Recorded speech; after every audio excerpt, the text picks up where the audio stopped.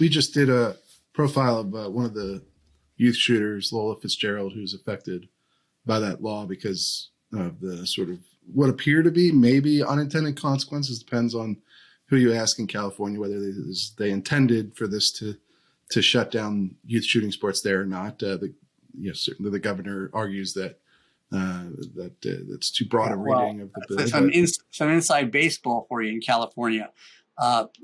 The Attorney General's office, the Justice Department of California, recognizes they have some problems with that law, and so they've reached out to our attorneys to say that, look, we're willing to amend it a little bit, so because we didn't really, it wasn't our intent to, it wasn't the legislature's intent to not allow safety training or this or that. So we want to amend part of it, and so if we amend it, will you drop your suit?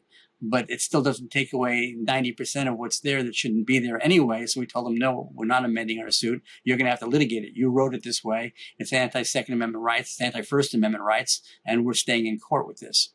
Interesting. That is interesting. I mean, I know CNN's Jake Tapper had reported that one of his sources close to the governor said that they were planning to amend the law legislatively.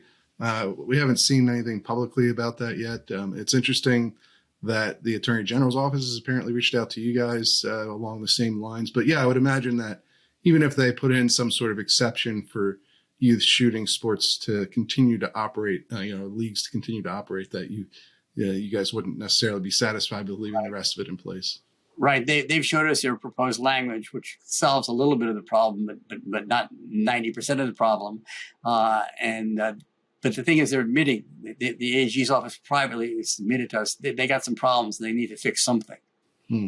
Yeah, well, I think that much is probably obvious to nearly anyone who doesn't just want to ban all guns. Because, I mean, skeet shooting is an Olympic sport, as the story that we wrote references, where we're actually the top American, one of the top American athletes of all time is Kim Rhode, who won 6 consecutive medals, or she medaled in 6 consecutive games, which is she's won a lot more medals than that, but yes.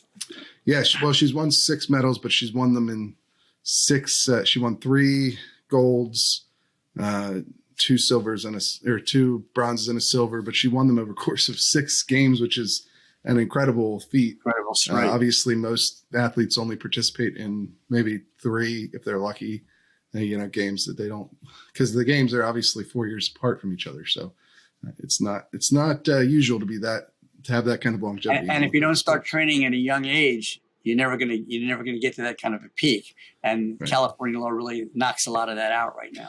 Yes, and that's the problem for somebody like 16-year-old Lola Fitzgerald, who wants to be like Kim Rhode, and who has won a number of titles in California and elsewhere, but is now effectively cut off from her sport altogether because of this law. But yeah, so you guys are obviously challenging that alongside a couple of other gun rights groups in the state, and it is interesting to see that as part of the reaction to Bruin.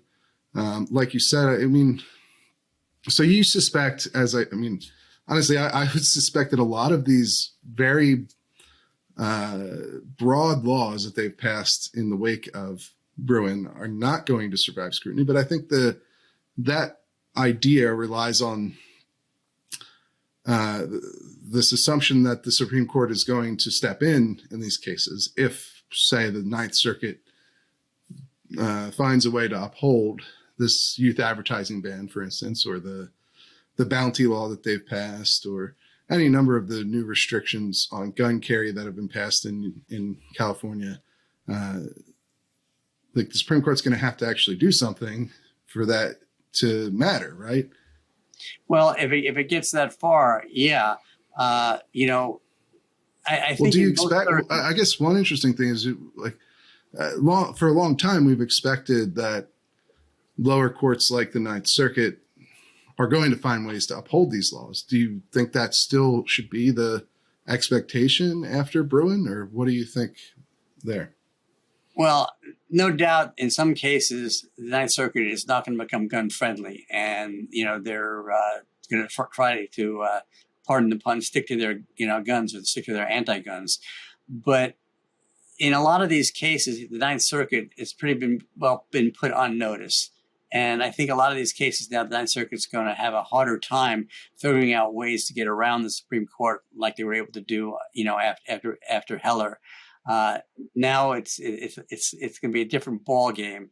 So, do I expect to see some pushback there? Yeah, but they're not going to be on as good a ground as they were, and they know it, and they don't really want to be constantly overturned by the Supreme Court either.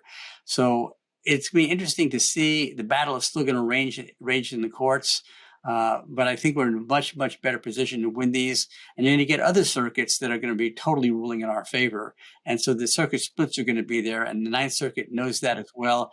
So when you have other circuits ruling on these same kind of cases, because we've planted these kind of cases all across the country in various circuits, when you get other circuits ruling in our favor and then the Ninth Circuit tries to rule against us, it puts them in a little, worse light, so to speak.